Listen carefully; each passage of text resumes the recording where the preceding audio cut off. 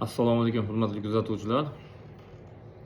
Ozgina bola puli masalalari bo'yicha ko'p murojaatlar keladi. Shu bo'yicha ozgina gaplashmoqchi edim. Bugun bir fuqaro, 1-2 kundan beri bitta fuqaro murojaat qilyotgandi. Ozgina gaplashuvdik. Andijon shahar Mashal mahalla fuqarolar yig'inidan deb murojaat qildi. Bola puliga topshiryapman, rad bo'lyapti. Ikkita farzandim bor. Xo'jayinim olamdan o'tgan. Qishda nihoyatda qiynaldik. Mablag' yo'q, hech qayerda ishlamayman. Bolalarim yosh bolalar. Kasal bo'lib qolganda dori-darmonga qiynaldi o'ta. Yemoq nihoyatda qiynaldik dedi. Shu bola puliga yordam bering.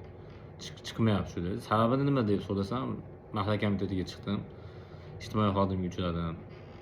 Hokim yordamchilariga uchradim. Natija yo'q. Natija yo'qligi sabab sizga uchradim. Sizga telefon qilishga majbur bo'ldim dedi. Telefon qilgandan keyin aytdim, Andijon shahar ijtimoiy xizmatdagi rahbariyga uchrab ko'ring, bir qator. Endi biz ko'proq ijtimoiy tarmoqlarga murojaat qilishga harakat qilamiz. Yo'qsa ariza yozishiga yordam berib ko'maklashamiz. Biz ham bo'ldi aka dedi. Borib uchrabdi. Ijtimoiy xodimni rahbariga uchradim, o'rinbosariga uchradim, shunaqa dedi. Oldimda telefon qilib berdi ijtimoiy xodimga dedi. Nima uchun chiqmagani bo'yicha tushuntirish berish, shunaqa fuqaro bor ekan deb aytgandan keyin borgan. Borgandan keyin ijtimoiy xodim gaplashgan. Menga to'g'risi juda shunaqa murojaat ko'p keladi. Munosabatlar ham deyarli ijtimoiy xodimlar munosabati bir xil. Ijtimoiy xodimlarni qanday tanlab oladi, nima asosida ishga oladi, uni men to'g'risi hayron qolaman. Nima deyamiz? Xo'p, shaharda rahbarligi ichida boribsan, nima qo'lidan keldi, nima qilib bera oladi? Bizga hech qanaqa chora ko'ra olmaydi, boshqa qila olmaydi. Bormashing kerak edi. Bu oy xatlarni yurganimiz uchun bitta mahalla fuqarolar yig'inidan 28 ta fuqaroda arizasini rad qilib olibdi. O'rgangan vaqtim bo'lmadi. Shuning uchun rad qilib yubordim. Sizni shu bola puliga o'tkazish uchun butun mahalliyachilik kirib o'rganish kerak. Keyin sizga bola puli chiqarib beramiz degan iddaolar aytibdi. Men o'ylanib qoldim. Ba'zida hamma ma'lumotlar to'liq ko'rinib tursa, ishsizlikligi, haqiqatda yakka-yolg'izligi ko'rinib tursa, yana nimani o'rganadi? Misol uchun. Xo'p, o'rganadi ham deylik. O'zi mahalliyachiligini, ijtimoiy xodimni o'zi ishi nima? Asli o'zi hukumat qaror, qonun asosiy hujjatlar ko'rib chiqiladigan bo'lsa, bu yoqda o'rgan bo'lish kerak. Hududdagi hamma fuqaroda holatlarni o'rganib, kerak bo'lsa, shu fuqaro, ba'zi bir fuqarolarimiz bor, haq-huquqini bilmaydi, talab qila olmaydi. Shularni haq-huquqini yengillashtirish uchun tashkil qilingan asli o'zi. Bular chiqmasa ham o'zlari aloqaga chiqib, siz shu narsaga muhtoj ekansiz deb o'zi tavsiya berish kerak. Asli o'zi qonun asosiy hujjatda negizini o'rganib chiqadigan bo'lsak, mahalliy yettiligini o'zi asosiy ishi shundan iborat. U agarda mahalliyachilik bunaqa ish tashkil qilmaydigan bo'lsa, mahalliyachilik emas, mahalla 50ligi, mahalla 100ligi qilsa ham natija bo'lmaydi. Ijtimoiy tarmoqlardan ko'p kuzatamiz. Mana kechadan beri Facebookda juda ko'p aytilyapti, hokim yordamchilari kerakmi degan gap so'z ko'payyapti. Ha, kerak. Asli o'zi kerak. Lekin hozirgi ishlash faoliyatidan kerak emas.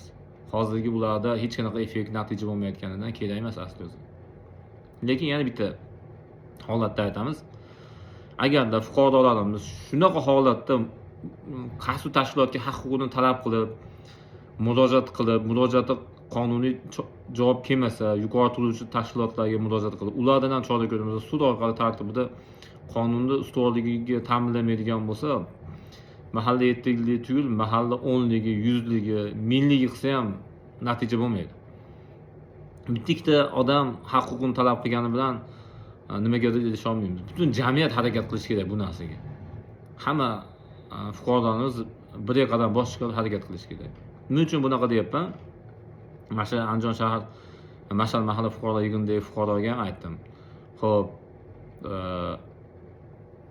bir necha oydan beri chiqmayapti ekan. Bu oy ham ariza topshirish chiqmabdi. Keyingi oy topshirsangiz ham chiqmasa nima qilasiz degan savolni qo'ydim. Men bilmadim deyapti. qonuniy yozma ravishda ariza bering. Agar arizangizga javob beradigan bo'lsa, yuqori tashkilotga, ya'ni prokuraturaga. Prokuratura ham kerak bo'lsa chora ko'rmaydigan bo'lsa, shu ijtimoiy xodimning ustidan rahbariyatiga o'ziga murojaat. Rahbariyati ham chora ko'rmasa, sud orqali haq-huquqingizni undirgani yoza oldingizmi deyapman. Yo'q, andisha qilaman, qo'rqaman deb. Nimadan qo'rqasiz? Aytingchi, nimadan qo'rqasiz? Bu pulni men yoki ijtimoiy xodim, hokim yordamchisi yoki qaysi tashkilot rahbari ajratmaydi bu pulni. Bu pulni sizni haqqingiz. Hurmatli opa-singillar. Bu sizlarning haqqinglar. Hukumat tomonidan, davlatimiz rahbari tomonidan ajratilayotgan fuqarolarga, haqiqat ijtimoiy himoya muhtojlarga berilayotgan pul. Tasavvur qiling, sizning ikkita yo'lingiz bor. Yo shu ikkita, uchta farzandingizni sovuq kunlarda o'qishiga vaqtida borib kela olmaydigan bo'lsa, borib kelish uchun albatta pul kerak. Yemoq-ichmoqga pul kerak. Kasal bo'lib qoladigan bo'lsa, dori-darmoniga pul kerak. Yo haq-huquqingizni kurashib, haq-huquqingizni olib, farzandlaringiz maktabga, bog'chaga borib kelish uchun, yemoq-ichmog'iga, dori-darmoniga olish uchun yo haq-huquqingizni talab qilib olishingiz kerak, yo bo'lmasam hech qanaqa pul qilmasdan, bolalaringiz kasal bo'lsa ham tishingizga qo'yib chidashingiz kerak. Maktabga borish uchun yo'l kirasiga pul yo'qmi, maktabdan qolib ketishingiz kerak. Sizga boshqa hech kim yordam bermaydi. To'g'ri, unaqa bola puli unaqa katta pul bo'lmashi mumkin. Lekin har holda sal tirikchiligingizga o'tkazgan yetadi. Sal bahor kunlari endi sal kunlari isib qolyapti.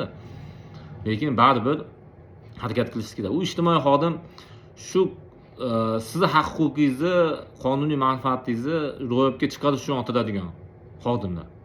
Davlat, hukumat shuning uchun pul beradi.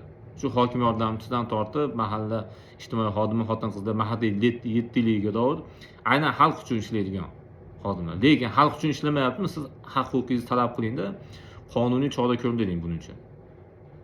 Hamma mahalladan 4 ta 5 tadan chora ko'rdirsinda, shunaqa tizim joyiga kelib qoladi, o'zimiz tasavvur qila olmaydigan darajada. Tasavvur qiling, bitta mahalla fuqarolar yig'inida 28 ta fuqaro murojaat qilyapti-da bolalar puliga. 28 tasini qaramasdan kallasini chopib, birontasini o'tkazmayapti. O'rganib ham chiqmayapti. Nimaga murojaat qilyapti ham demayapti.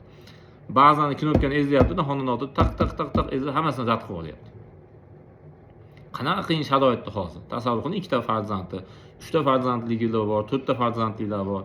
Shu bola puliga qarab qolganlar bor hozirgi holatda. Qish kunida ish topish ham qiyin bo'ladi. Kunli ish topadigan, davlat ishida ishlaydigan bo'lsa, sal tuzuk bo'lishi mumkin. Lekin kunli ish topadiganlar, misol uchun mo'ykaga boradiganlar bor. Yo'nsa shu pasdomoshlik qiladigan opa-singillarimiz bor. Yo'nsa kimnidir uyini tozalab keladiganlar bor. Qishda sovuq kunlikda ish ham sal kamayadi. Shuning uchun hurmatli fuqarolar, o'zingiz haq-huquqingiz uchun o'zingiz kurashmaydigan bo'lsangiz, bu mahalla yettiligidan foyda yo'q. Yaxshi ishlaydigan mahalla yettiliklar ham bordir. Lekin biz unaqasini ko'rmadik. Biz ko'rmadi degani yo'q degani emas, lekin aslida. Lekin sizlar haq-huquqingizlar kurashinglar kerak, harakat qilishinglar kerak. Qanaqa bizga huquqiy yordam kerak bo'lsa, biz yordam beramiz. Kerak bo'lsa ariza namunalariga tashlab beramiz. Siz harakat qiling. Hammamiz birdan bo'lib ishlaydigan bo'lsak, birgalikda harakat qilib haq-huquqimiz kurashadigan bo'lsak, bular yettilik o'z-o'zidan ishlab ketadi. Ishlamaydigan bo'lsa, chopish kerak. Qaysi ma'nodaki, ishdan haydash kerak, yaxshisini qo'yish kerak. Tanlov ish istab yurgan yoshlarimiz, iqtidorli, yaxshi yoshlarimiz juda ko'p. Shuning uchun hurmatli fuqarolar, haq-huquqingiz uchun o'zingiz kurashing. Haq olinur, berilmas. E'tibor berib, videoda oxirigacha ko'rganlarga minnatdorchilik bildiramiz. Harakat qilinglar. Haq-huquqingizlar uchun kurashinglar.